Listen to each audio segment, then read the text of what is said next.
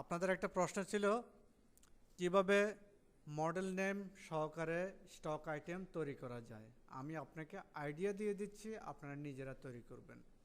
ঠিক আছে, যেমন আমি মোবাইল ফোনের বিজনেস করব, আমার মেইন গ্রুপ হবে একটা, আরেকটা হবে সাব গ্রুপ গ্রুপ এরপর হবে কি আইটেম নেম।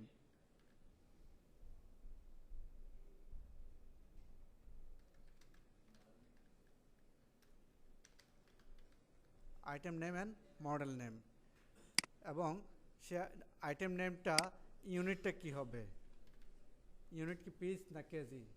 ঠিক আছে, সো আপনাকে এইভাবেই আগে মূলত তৈরি করতে হবে। আমি বিজনেস করব হচ্ছে মোবাইল ফোনের বিজনেস করব, আইফোন। ঠিক আছে,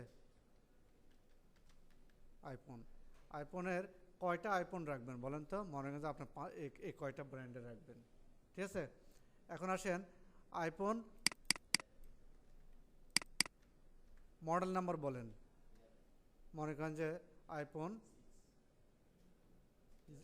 কি আছে 6 আছে, তারপরে আইফোন কি আছে,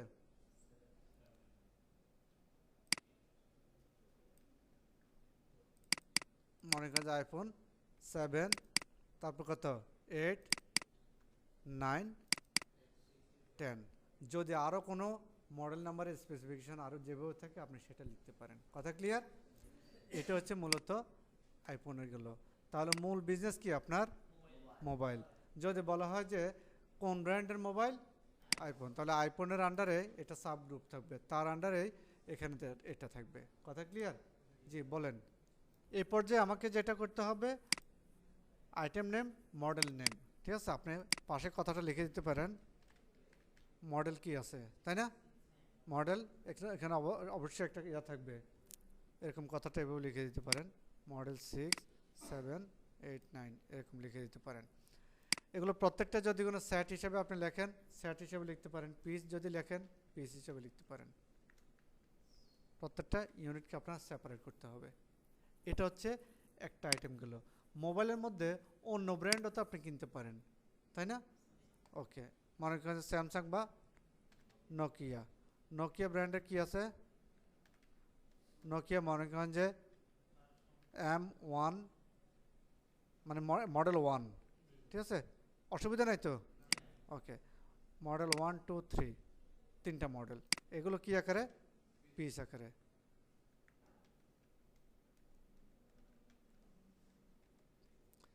এখন আপনি কি তৈরি করবেন, স্টক আইটেম তৈরি করবেন। সেই আইটেমটা সফটওয়্যারে কি তৈরি করা সম্ভব কি সম্ভব না? সম্ভব। সর্বপ্রথম আমাকে মেইন গ্রুপ তৈরি করতে হবে। সর্বপ্রথম কি তৈরি করতে হবে? Main group. মেইন গ্রুপের আন্ডারে কি করতে হবে? সাব গ্রুপ তৈরি করতে হবে। সাব গ্রুপ কয়টা হবে? সাব গ্রুপ কয়টা হবে? দুইটা। বারবার কি তৈরি করা লাগবে? না, একবার সাব গ্রুপ তৈরি করবেন, এখানে একটা এখানে একটা। এই সাব গ্রুপের আন্ডারে এগুলো প্রত্যেকটি আইটেম নামে লেজার তৈরি করা হবে। ঠিক আছে, আইটেমগুলো দিয়ে কি করতে হবে? লেজার তৈরি, মাল্টি লেজার একসাথে তৈরি করে ফেলবেন, মাল্টি স্টক আইটেম তৈরি করে ফেলবেন একসাথে। ঠিক আছে, তৈরি করে এরপর আপনি প্রত্যেকটাতে কিন্তু ইউনিট দিতে হবে, পিস না হয় কিন্তু এন্ট্রি দেওয়ার সময় পিস দেখাবে না, সরাসরি টাকার ঘরে নিয়ে যাবে। ঠিক আছে, তাহলে এটা আপনাদের হোমওয়ার্ক থাকলো। এই অনুযায়ী আপনারা পারচেস বাউচার রেকর্ড করবেন, সেলস বাউচার রেকর্ড করবেন, ক্যাশে বিক্রি করবেন, বাকিতে বিক্রি করবেন বিভিন্ন কোম্পানির কাছে। কোম্পানি বিক্রি করার পরে তাকে আপনি পেমেন্ট দিবেন। পেমেন্ট দেওয়ার পরে এরপর আপনি দেখবেন হচ্ছে এই যে নিচে ডিসপ্লে অ্যাকাউন্ট লেজার, লেজার গিয়ে আপনি ওয়ালটনকে সার্চ করবেন, ওয়ালটন চলে আসছে। ক্যাশ বুক সার্চ করবেন, ক্যাশ বুক চলে আসছে।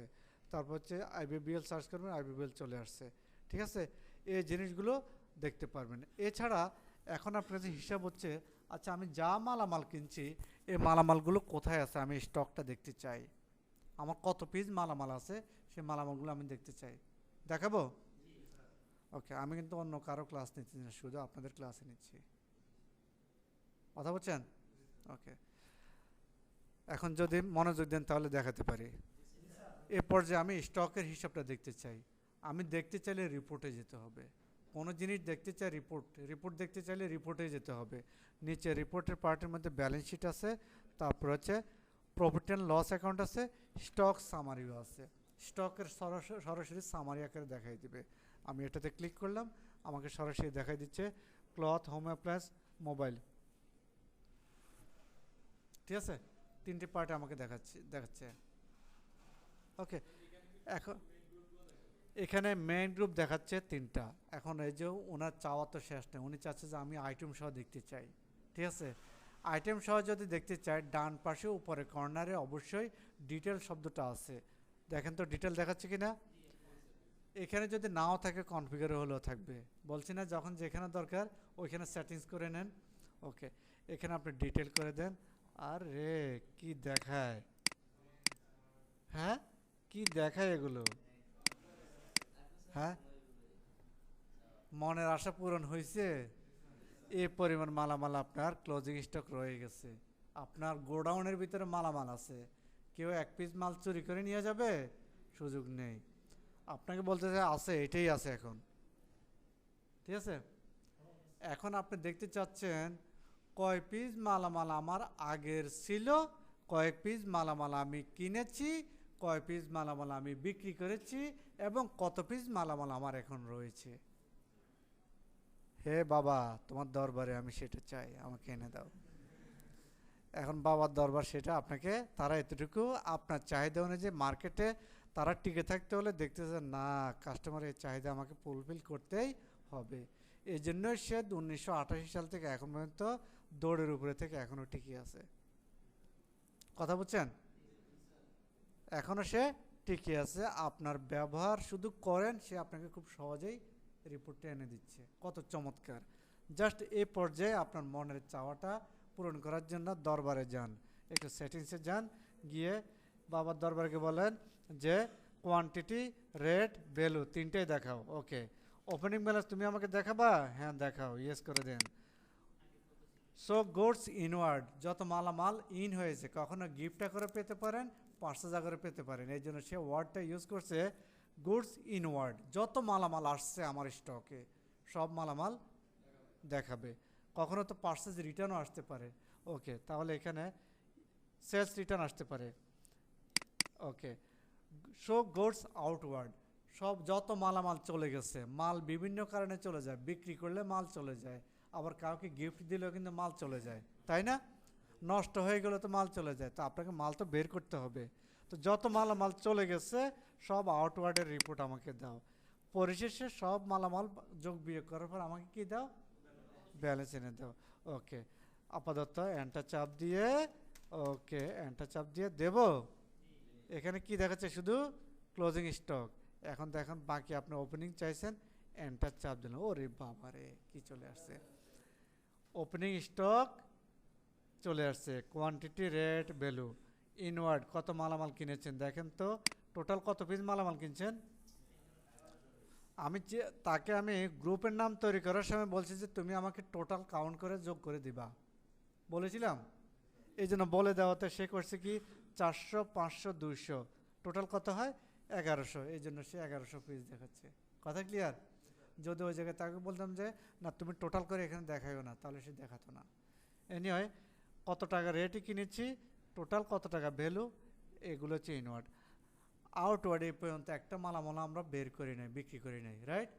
যদি সেলসের বক্সের এন্ট্রি করতাম তবে এখন রিপোর্টে এখানে চলে আসতো। সবাই ক্লিয়ার? এরপর finally opening stock plus purchase minus sales, finally আমার কি থাকবে, ক্লোজিং ব্যালেন্স। ঠিক আছে, এখানে একটা স্যাম্পল দেখি। নোকিয়া শুরুতে আমার 10 পিস মালামাল ছিল, নতুন করে আরও 40 পিস মালামাল কিনেছে। 40 আর 10 60 কত, 40 আর 10 50। 50 কি অ্যাকুরেট ফিগার আসছে? আসছে। কথা ক্লিয়ার? ওকে, এই পর্যায়ে চাচ্ছেন যে আমি রেটগুলো দেখতে চাই না, শুধু মালের কোয়ান্টিটি হিসাব দেখতে চাই।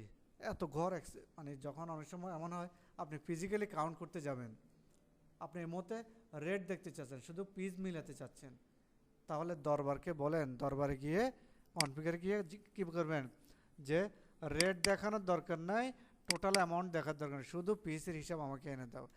বাকিগুলো ঠিক রাখেন, এন্টার চেপে বের হয়ে যান, শুধু কোয়ান্টিটিগুলো আপনাকে দেখাচ্ছে ডিটেল আকারে। আপনি ক্লোজ করে দেন, এইভাবে করে দেন। ঠিক আছে, কথা ক্লিয়ার? তাহলে গ্রুপ অনুযায়ী রিপোর্ট আসছে। কখন আপনার এমন হতে পারে গ্রুপ অনুযায়ী রিপোর্ট দিও না, তুমি শুধু আইটেমের তালিকাটা দিয়ে দাও।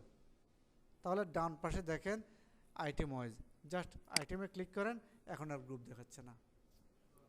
ঠিক আছে, কারণ আপনি যে কি চান, ঠিক আছে, মানে আপনার রুচি একটা, ওনার রুচি আরেকটা, ওনার প্রয়োজন আরেকটা, আপনার প্রয়োজন আরেকটা, অথবা আপনার এখন এইভাবে দরকার, আবার কিছুক্ষণ পরে গ্রুপ অনুযায়ী দরকার, গ্রুপ অনুযায়ী দিচ্ছেন। ঠিক আছে।